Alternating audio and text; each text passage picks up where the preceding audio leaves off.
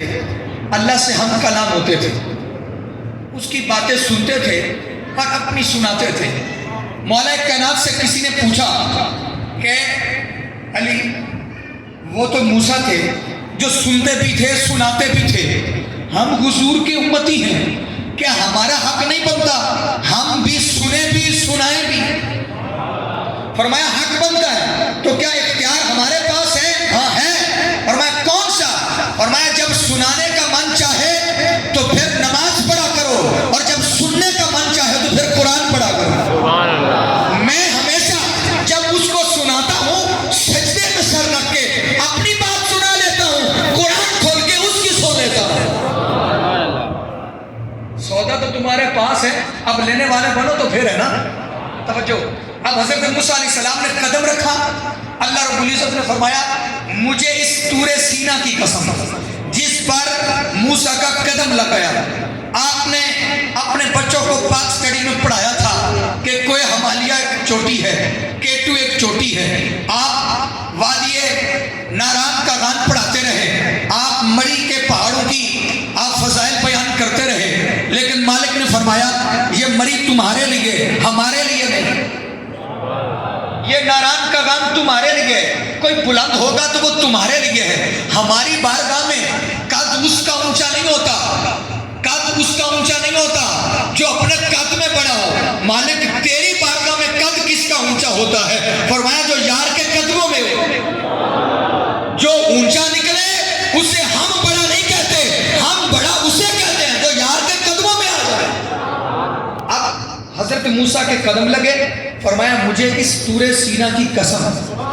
اب جب قسم اٹھائی، اگلی قسم جو لاجواب ہے وہ ان ساروں کا جواب ہے، ساری قسموں کا جواب ہے۔ فرمایا وَهَٰذَا الْبَلَدِ الْأَمِينِ، مجھے امن والے شہر کی قسم، شہر مکہ کی قسم۔ مالک شہر مکہ کی قسم کس لیے اٹھائی ہے؟ یہاں آب زمزم ہے؟ فرمایا نہیں۔ مالک یہاں بیت اللہ ہے؟ فرمایا نہیں۔ یا مقام ابراہیم ہے؟ نہیں۔ یا صفا مروہ ہے؟ نہیں۔ مالک جب ان کی وجہ سے تو نے قسم نہیں اٹھائی تو پھر کون سی وجہ ہے کہ تو شہر مکہ کی قسم اٹھا رہا ہے؟ ابھی تھوڑی دیر پہلے قاری صاحب تلاوت فرما رہے تھے، اللہ فرماتا ہے لا اقسم بہذا البلد وانت حل بہذا البلد، شہر مکہ میری قسم اس لیے نہیں بنا کہ یہ میرا گھر ہے، شہر مکہ میری قسم اس لیے نہیں بنا کہ یہ آب زمزم ہے، شہر مکہ میری قسم اس لیے نہیں بنا کہ یہ صفا مروہ ہے، شہر مکہ میری قسم اس لیے نہیں بنا یہ مقام ابراہیم ہے۔ مالک پھر تیری قسم کس لیے بنا؟ فرمایا وانت حل بہذا البلد، مکہ کی گلیوں میں یار چلتا پھرتا ہے، اور جن گلیوں میں یار سیر کرتا ہو، یار کی سیر کا کو ہم اپنی قسم کہتے ہیں۔ سبحان اللہ۔ اپنے گھر کو ہم قسم نہیں بناتے، اگر اپنے گھر کی قسم اٹھاتے تو عرش معلیٰ پر بیت المعمور تھا جس کا طواف کرنے والے فرشتے تھے، ہم اس کو اپنی قسم بناتے، ہم بیت اللہ کو کیوں بناتے؟ یا ہم پھر اس کو قسم بناتے جو بیت المقدس تھا، 1,24,000 کم و بیش انبیاء جہاں آتے رہے، نمازیں پڑھتے رہے، ہم اسے اپنی قسم بناتے۔ نہ ہماری قسم نہ ہمارے گھر کی وجہ سے نہ کسی نبی کی وجہ سے، ہماری قسم صرف یار کے قدم لگنے کی وجہ سے۔ سبحان اللہ، سبحان اللہ۔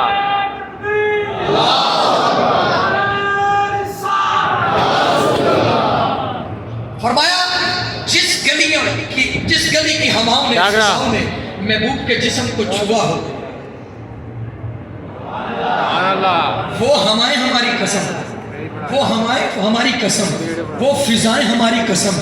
چھوڑے سارے قصے ختم ہو گئے، جو یار کے قدموں سے ریت کے ذرات لگے ہوں وہ ذرات کی ہماری قسم۔ چھوڑے یہ بھی بہت پیچھے ہے، فرمایا یہ تو بہت پیچھے کی بات ہے، ہم ان سے آگے کی بات آپ کو سناتے ہیں۔ ان ذرات کو چھوڑنا، جس یار پہ یار سوار ہوتا ہے اس گھوڑے کے قدموں سے لگنے والی مٹی کی قسم۔ چھوڑے یہ بات بھی بہت چھوٹی ہے، ہم اس سے اگلی بات آپ کو سناتے ہیں۔ فرمایا جہاں یار چلتا ہو وہ تو بہت بڑی بات ہے، جہاں یار کی سواری چلتی ہو وہ بھی بہت بڑی بات ہے، لیکن میں آپ کو اس سے اگلی بات سنا رہا ہوں جہاں یار کا حسین جس گھوڑے پر سوار ہو جائے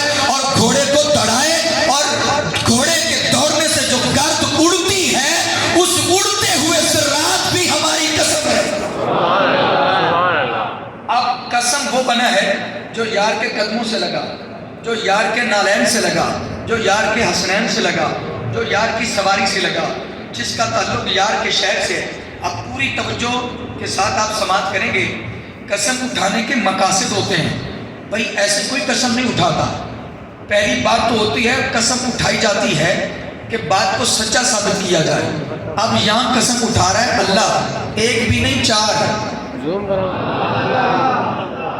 قسم ایک بھی نہیں 4 قسموں کا استعمال کر رہا ہے۔ تو سوال کر لیں خود ہی کہ اگر اس بات کو سچا ثابت کرنا ہے، وہ تو سچائی کا خالق ہے، وہ سچائی کا خالق ہے، بھلا وہ کیوں قسم اٹھا رہا ہے؟ پتہ چلا یہ مقصد تو نہیں ہے۔ دوسری بات ہوتی ہے بات سچی ہوتی ہے بات میں وزن لانے کے لیے، دوسرا مقصد ہوتا ہے بات میں وزن لانے کے لیے، بات کو پاورفل کرنے کے لیے، اپنی سٹیٹمنٹ کو پاورفل بنانے کے لیے قسم کا استعمال کیا جاتا ہے۔ تو ذرا اس اینگل کو بھی دیکھ لیتے ہیں، مالک تیرا کلام ہے، یہ کتنا سا وزنی ہے؟ پوری توجہ سے سنیے گا۔ اعوذ باللہ من الشیطان الرجیم، لو انزلنا ھذا القرآن علی جبل لرأیتہ خاشعا متصدعا من خشیۃ اللہ، اگر ہم اپنا کلام پہاڑوں پہ نازل کرتے یہ ریزہ ریزہ ہو جاتے۔ آپ ذرا بلند آواز سے بولیں، میں معاملہ آسان کرنا چاہ رہا ہوں۔ اگر ہم کلام اپنا نازل کرتے پہاڑوں پر تو یہ ریزہ ریزہ ہو جاتے۔ دوسری جگہ فرمایا لو انزلنا، اگر ہم کلام نازل کرتے پہاڑوں پر تو یہ چلنا شروع ہو جاتے، پہاڑ چلنا شروع ہو جاتے۔ اگلی جگہ فرمایا نہ اس سے بڑی بات سناتے ہیں آپ کو، اگر ہم قرآن نازل کرتے مردے پر تو مردہ بولنا شروع ہو جاتا، مردہ بولنا شروع ہو جاتا۔ مجھے اتنا بتائیں، جس کے سینے پر قرآن آ جائے وہ مرا ہوا زندہ ہو جاتا ہے، سینے پہ قرآن آئے تو مردہ زندہ ہو سکتا ہے۔ اگر سینے میں صاحب قرآن آ جائے، زندگی بھر صاحب قرآن کو بسایا ہو، صاحب قرآن سے محبت، صاحب قرآن کا پیار، صاحب قرآن کا عشق، صاحب قرآن کی محبت، صاحب قرآن کی لگن، صاحب قرآن کا طرف، صاحب قرآن کا فراق، زندگی بھر اس کے فراق میں کاٹی ہو زندگی، اگر وہ مر جائے تو کیسے ہو سکتا ہے؟ قرآن کے آنے سے اگر مردہ زندہ ہو سکتا ہے، یاد رکھنا قرآن کے آنے سے مردہ زندہ ہوتا ہے، محبوب کے آنے سے کوئی مردہ ہوتا ہی نہیں ہے۔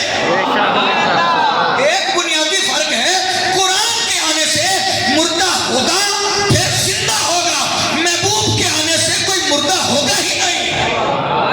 مرنے دیں گے تو تب نا، مرنے دیں گے تو تب نا۔ ہم نے پہلے کہہ دیا خبردار، وَمَن يَقْتُلْ فِي سَبِيلِ اللَّهِ يَمْوَاتٌ، جو میری راہ میں مارا جائے، جو میری راہ میں مارا جائے، خبردار اسے مردہ نہیں کہنا، اسے مردہ کہنا ہی نہیں ہے۔ میں قرآن کا اصول بتا رہا ہوں، فرمایا پہلے مردہ ہوگا، قرآن اترے گا، وہ زندہ ہوگا، مردے پر قرآن آئے گا، زندہ ہوگا۔ یہاں اللہ فرماتا ہے نہیں یہ قرآن کی بات کی آپ کو، آئیے صاحب قرآن کی بات سناتے ہیں۔ اگر صاحب قرآن زندگی میں دل میں آ جائے، نہ ہم اس صاحب قرآن کے چاہنے والے کو مرنے دیتے ہیں، نہ اسے مرنا مردہ کہنے دیتے ہیں۔ یاد رکھیے گا، پھر آگے یہ بھی کہتے ہیں تمہیں تو شعور بھی نہیں، تمہیں تو شعور بھی نہیں۔ قبلہ میں پریشان ہوں اس معاملے میں کہ وہ کہتا ہے شعور والے بھی ہو پھر بھی شعور نہیں، شعور والے ہو پھر بھی شعور نہیں۔ اصل میں وہ یہ فرمانا چاہ رہا ہے تم تو یار کے نام پہ مرنے والے کو نہیں پہچان سکتے، خود یار کو۔ اصل میں وہ یہ فرما رہا ہے تم یار کے نام لیوا کو مردہ نہیں کہہ سکتے تو خود یار کو نہیں۔ بھائی چھوڑ دیں۔ اعلیٰ حضرت نے کہا تو زندہ ہے واللہ، تو زندہ ہے واللہ، میری چشم عالم سے چھپ جانے والے۔ اصل میں بات یہ ہے، اللہ فرما رہا ہے جو یار کا نام لیوا ہو، اور تمہیں اتنی جرت نہیں ہے کہ تو اسے مردہ کہہ دے، تو مجھے یہ بتا، میں نے تو تمہیں یہاں خبردار کیا تھا نبی کا عاشق نہیں مردہ ہوتا، تو پھر خود نبی تیری جسارت کیسے ہوئی؟ تو نے یہ کیسے جسارت کر لی، یہ ساتھ کیسے لیا کہ یار خود مر سکتا ہے؟ وہ تو اپنے چاہنے والوں کو نہیں مرنے دیتا. چلے معاملہ تھوڑا آسان کر دیتے ہیں. پاکستان کا دوست ہے چائنا. چائنیز اپنی فوج بھیج دیں اور پاکستان کی سرحد کی حفاظت کرتے ہوئے ملک پاکستان کا سپاہی بھی مارا جائے اور چائنیز بھی مارا جائے. اب مجھے اتنا بتائیں, یہ دونوں جنگ میں مرنے والے شہید ہیں؟ اتنے ڈیلے تو نہیں ہے راجا پور والے. یہ دونوں شہید ہیں؟ نہیں, ایک شہید ہے ایک مردہ ہے. چلو تھوڑا آسان ہو جائے گا, ایک زندہ ہے ایک مردہ ہے. حالانکہ اس نے اس پاک سرزمین کی حفاظت کی ہے, اس نے بھی پاک سرزمین کی حفاظت کی ہے. آپ کا جواب یہ ہوگا اصل میں علامہ صاحب اس کے دل میں ایمان نہیں تھا. اس کے دل میں ایمان نہیں تھا. یا رسول اللہ ایمان کیا ہوتا ہے؟ فرمایا ایمان محبت علی کا نام ہے. ایمان کیا ہوتا ہے؟ اصل میں آپ یہ کہنا چاہ رہے ہیں اس کے دل میں علی نہیں تھا, اس کے دل میں علی نہیں تھا اس لیے یہ مردہ ہے. اس کے دل میں علی تھا اس لیے یہ زندہ ہے. ایک ریاست کی حفاظت کرتے ہوئے مارے گئے ہیں دونوں, ایک مردہ ایک زندہ. زندہ وہ ہے جس کے دل میں علی ہے, اور جس کے دل میں علی آ جائے وہ نہیں مرتا, تو جس کے دل میں علی کا نبی آ جائے. اب قرآن کہتا ہے, اللہ نے فرمایا اگر میں یہ نازل کرتا مردے پر, مردہ کلام کرتا, سنے میں اللہ کے کلام کا وزن بتا رہا ہوں, تو مالک پھر کیا کیا؟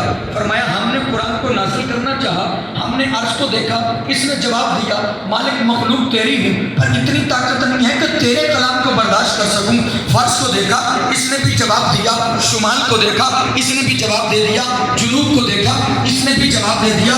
مشرق کو دیکھا, اس نے بھی جواب دے دیا. مغرب کو دیکھا, اس نے بھی جواب دے دیا. ہوائیں, فضائیں, گھٹائیں, شجر, حجر, تحت, فوق, عالم اعلیٰ, عالم بالا, عالم برزخ, عالم انس, عالم جنس, عالم ملائک, عالم خلائق, کل کائنات کا ساتوں آسمان, ساری زمینیں مل کر بھی سب نے جواب دے دیا. پھر کیا کیا؟ فرمایا ہم نے نزلہ علی قلبک, ہم نے آپ کے سینے کی طرف نظر کی, آواز آئی مالک تو دیتا جا, ہم لیتے جائیں گے. جسے کوئی برداشت نہیں کر سکتا تیرے محبوب کا سینہ برداشت کر سکتا. سبحان اللہ. نعرہ تکبیر, نعرہ رسالت, نعرہ خلافت, نعرہ حیدری, شان مصطفیٰ, مکان مصطفیٰ. یہاں تک تو بات آپ نے ہو سکتا ہے پہلے بھی سنی ہو, بات آگے کی ہے. میرے حضرت قرآن کے ہم جو ہے وہ خادم ہیں, ہمارا حق بنتا ہے بات وہ بتائیں جو آپ سننے آئے ہیں. بات وہ بتائیں جو آپ سننے آئے ہیں. مالک تو نے اپنے محبوب کے سینے کی طرف قرآن نازل کیا, محبوب نے ایک بار بھی نہیں کہا اتنا وزنی کیوں دے رہا ہے؟ ایک بار بھی نہیں کہا. تو مالک پھر جس کو کوئی بھی برداشت نہیں کر سکا, جس کو موسیٰ کا سینہ برداشت نہیں کر سکا, جس کو عیسیٰ کا سینہ برداشت نہیں کر سکا, جس کو یعقوب و ایوب کا سینہ برداشت نہیں کر سکا, اتنے صبر والے نبی وہ برداشت نہیں کر سکے. یہ حضور کا سینہ ہے, صرف ادھر سے آواز آئی ہے, تو یہ سینہ کیا ہے پھر؟ کیا یہ وہ سینہ ہے جسے میں دیکھتا ہوں, جسے ابو بکر نے دیکھا, جسے عمر فاروق نے دیکھا, جسے عثمان غنی نے دیکھا, یا یہ سینہ کوئی اور سینہ ہے؟ یہ جس سینہ جو مجھے نظر آتا ہے یا کسی اور کو نظر آتا ہے, یہ اس سینے کی بات ہو رہی ہے. اس نے کہا یہ تو محبوب ہی جواب دے گا.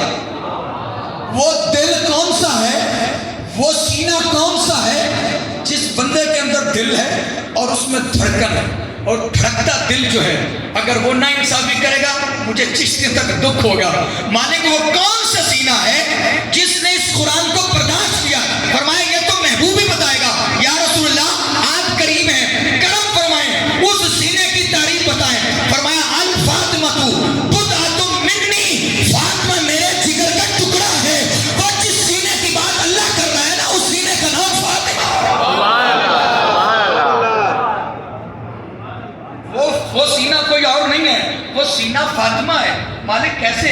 فرمایا تو سوچتا ہوگا ماں کو پتہ چل جائے میرا بچہ اس راستے سے گزر رہا ہے، راستے میں لٹیرے لوٹ لیں گے، ماں کبھی باہر نہیں جانے دیتی، لیکن فاطمہ جانتی ہے لال نے شہید ہو جانا ہے۔ ماں کو پتہ ہو، دراصل ہمیں تو ابھی تک یہ خبر ہی نہیں ہوئی ماں ہوتی کیا ہے۔ کاش کہ آپ کو پتہ ہوتا ماں کیا ہوتی ہے، ماں کیا ہوتی ہے، پھر آپ اس بات کو سمجھ سکتے کہ ماں کی بات اگر ہوئی ہے تو پھر وہ کیا چیز ہے۔ ماں ماں ہی ہوتی ہے۔ عربی میں ماں کو کہتے ہیں اور کا معنی ہوتا ہے جڑ۔ ماں محبت کی جڑ ہے، ماں پیار کی جڑ ہے، ماں وفا کی جڑ ہے، ماں شفقت کی جڑ ہے، ماں عزت کی جڑ ہے۔ تو جس درخت کی جڑ سوکھ جائے وہ پھل دینے کے قابل نہیں رہتا، وہ سائے دینے کے قابل نہیں رہتا۔ سنو دوستو، سنو، اگر آپ وفا کے سائے میں رہنا چاہتے ہیں یا وفا کا پھل کھانا چاہتے ہیں، جڑ کی خدمت کریں، آپ اس سے جڑیں۔ اگر آپ چاہتے ہیں آپ کو محبت ملے، ماں سے محبت کریں۔ اگر آپ چاہتے ہیں آپ سے زمانہ وفا کرے، ماں سے وفا کریں۔ آپ چاہتے ہیں زمانہ آپ کی عزت کرے، ماں کی عزت کریں۔ جس کو ماں کی عزت نہ ملی، زمانے بھر میں کہیں بھی عزت نہیں مل سکتی۔ وہ ذلیل تو ہو سکتا ہے، کبھی بھی حبیب نہیں ہو سکتا۔ ذلیل اور حبیب بڑے الگ ہے، زمین و آسمان کا فرق ہے۔ یاد رکھیے گا، اگر آپ حبیب بننا چاہتے ہیں تو پھر آپ کو ماں کے قدموں سے جڑنا ہوگا۔ ایسے نہیں میرے حضور نے فرمایا الجنت تحت اقدام امہات، جنت تو ماں کے قدموں کے نیچے ہے۔ اگر آپ اجازت دیں تو یہ کیونکہ میرا موضوع نہیں ہے، ایک جملہ میں ماں کے لیے کہنا چاہتا ہوں، ایک جملہ ماں کے لیے کہنا چاہتا ہوں۔ اس کائنات کے 1,24,000 انبیاء میں سے ایک نبی ایسے ہیں جو ماں اور باپ دونوں کے بغیر پیدا ہوئے، وہ ہیں آدم، کیونکہ وہاں سے انسانیت کی ابتدا ہونی تھی۔ لیکن پھر اس کے بعد قیامت تک کا اصول ہے باپ کے بغیر تو کوئی ہو سکتا ہے، ماں کے بغیر نہیں۔ پھر 1,24,000 کم و بیش انبیاء میں سے اللہ نے پھر باپ کے بغیر تو نبی پیدا کیا ہے، جسے عیسیٰ کہا گیا، جو میرے محبوب کے جھنڈے گاڑنے آئے تھے، میرے محبوب کا اعلان کرنے آئے تھے۔ اس کو باپ کے بغیر تو پیدا کیا، ماں کے بغیر پیدا نہیں کیا۔ ماں اصل میں آج تک ہم اس بات کی تہہ تک جا ہی نہیں سکے ماں کیا ہوتی ہے۔ میں سوچتا ہوں، اللہ نے فرمایا ماں جنت، ماں کے قدموں کے نیچے جنت ہے، حالانکہ جنت عرش مولا کے سائے کے نیچے ہے۔ جنت کا جو وجود ہے وہ عرش مولا کے سائے کے نیچے ہے، تو پھر وہ اس راجن پور کی دھرتی پر چلنے والی ماں کے قدموں میں بنا کیسے ہو سکتی ہے، جس کے قدموں سے مٹی لگی ہوئی ہے، جس کے قدموں سے گرد لگی ہوئی ہے، اور جس کے قدموں سے گوبر لگا ہوا ہے، جو بھینسوں کا چارہ لاتی ہے، جو بھینسوں کا گوبر اٹھاتی ہے، جو سارے گھر کی صفائیاں کرتی ہے۔ بھلا یہ کیسے ہو سکتا ہے؟ اس کے قدموں میں جنت کیسے ہو سکتی ہے؟ اصل میں حضور فرمانا یہ چاہتے ہیں جنت واقعہ وہاں ہے، بس اتنا ہے ماں چلتی زمین پر ہے، قدم اس کے جنت میں ہوتے ہیں۔ تجھے نظر آتی ہے کہ ماں اس زمین پر چل رہی ہے، حالانکہ ماں یہاں نہیں ہوتی۔